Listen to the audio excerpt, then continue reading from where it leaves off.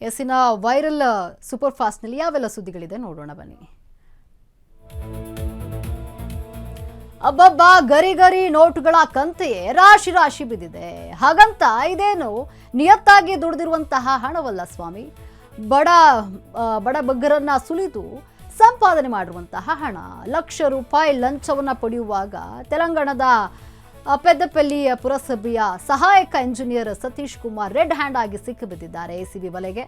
12,28,000 ರೂಪಾಯಿ bill pass ಮಾಡಿಕೊಡೋಕೆ ಈತ ಗುತ್ತಿಗೆದಾರರಿಗೆ 2 ಲಕ್ಷ ರೂಪಾಯಿ ಲಂಚಕ್ಕೆ ಬೇಡಿಕೆ ಇಟ್ಟಿದ್ದ. ಗುತ್ತಿಗೆದಾರ ಎಸಿಬಿ ದೂರು ನೀಡಿದಂತಹ ಪರಿಣಾಮ ಅದು ಸತೀಶ್ ಕುಮಾರ್ ಲಂಚ ಸ್ವೀಕರಿಸುವಾಗಲೇ ಎಸಿಬಿ ಅಧಿಕಾರಿಗಳು ದಾಳಿ ಮಾಡಿ ರೆಡ್ ಹ್ಯಾಂಡ್ ಆಗಿ ಹಿಡಿದಿದ್ದಾರೆ. ಕೊನೆಗೆ ಸತೀಶ್ ಕುಮಾರ್ ಮನೆಯಲ್ಲಿ ಶೋಧಿಸಿದಾಗ ಯಾವುದೇ ದಾಖಲೆ ಪತ್ರಗಳಿಲ್ಲದೆ ಅಕ್ರಮವಾಗಿ ಸಂಗ್ರಹಿಸಿಟ್ಟಿದ್ದ 32,31,000 ರೂಪಾಯಿ ಪತ್ತೆಯಾಗಿದೆ. ಈ ಸಂಬಂಧ ಸತೀಶ್ ಕುಮಾರ್ ವಿರುದ್ಧ ದೂರು ದಾಖಲಾಗಿದೆ. ರೆಡ್ ಹ್ಯಾಂಡ್ ಆಗಿ ಸಿಕ್ಕಿಬಿದ್ದ ಲಂಚಬಾಕ.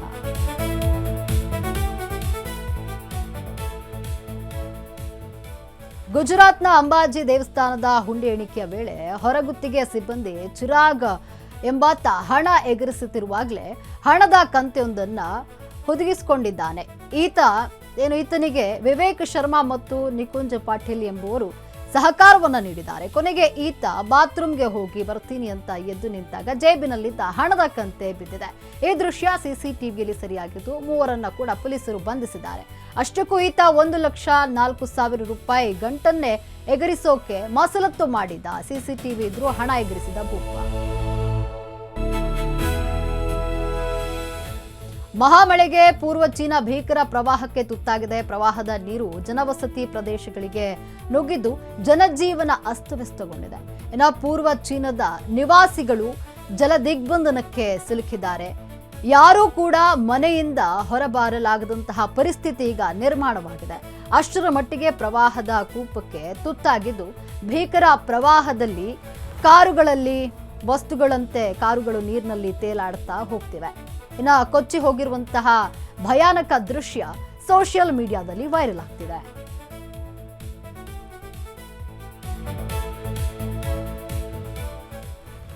ವಿಶ್ವವಿಖ್ಯಾತ ತಾಜ್ ಮಹಲ್ ಭೇಟಿಗೆ ಅರ್ಜೆಂಟೀನಾದ ವಿದೇಶಿ ಮಹಿಳೆಯೊಬ್ಬಳು ಭಾರತೀಯ ಸಂಪ್ರದಾಯದಂತೆ ಸೀರೆ ಉಟ್ಟು ಆಗಮಿಸಿರುವಂಥದ್ದು.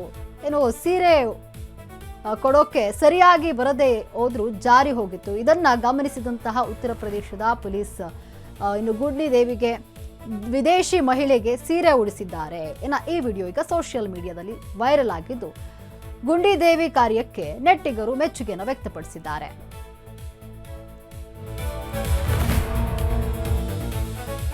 ಇಷ್ಟು ದಿನ ಕೇವಲ ದೆಹಲಿ ಮೆಟ್ರೋ ರೈಲುಗಳಲ್ಲಿ ಮಾತ್ರ ಪ್ರೇಮಿಗಳು ಸಲ್ಲಾಪವನ್ನು ನಡೆಸ್ತಾ ಇದ್ರು ಎಂಬ ಸುದ್ದಿಗಳಿತ್ತು. ಇದೀಗ ಪ್ರೇಮಿಗಳು ಸಾರ್ವಜನಿಕ ಸರಸ ಸಲ್ಲಾಪ ಹಾಗೂ ಅತಿರೇಕದ ವರ್ತನೆಗಳು ಬೆಂಗಳೂರಿನ ಹೆಮ್ಮೆಯ ನಮ್ಮ ಮೆಟ್ರೋ ರೈಲಿನಲ್ಲೂ ಕಾಲಿಟ್ಟಿವೆ. ನಮ್ಮ ಮೆಟ್ರೋ ರೈಲಿನೊಳಗೆ ಯುವಕ ಯುವತಿ ಇಬ್ಬರು ಸಾರ್ವಜನಿಕವಾಗಿ ಅಸಭ್ಯವಾಗಿ ಜ್ಞಾನವೂ ಇಲ್ಲದಂತೆ ಮುತ್ತಿಕ್ಕುತ್ತಾ ಮೈಮರೆತಿರುವಂತಹ ದೃಶ್ಯವೊಂದು ಸಾಮಾಜಿಕ ಜಾಲತಾಣದಲ್ಲಿ ಭಾರಿ ವೈರಲ್ ಆಗಿದೆ, ಚರ್ಚೆಗೆ ಗ್ರಾಸವಾಗಿದೆ.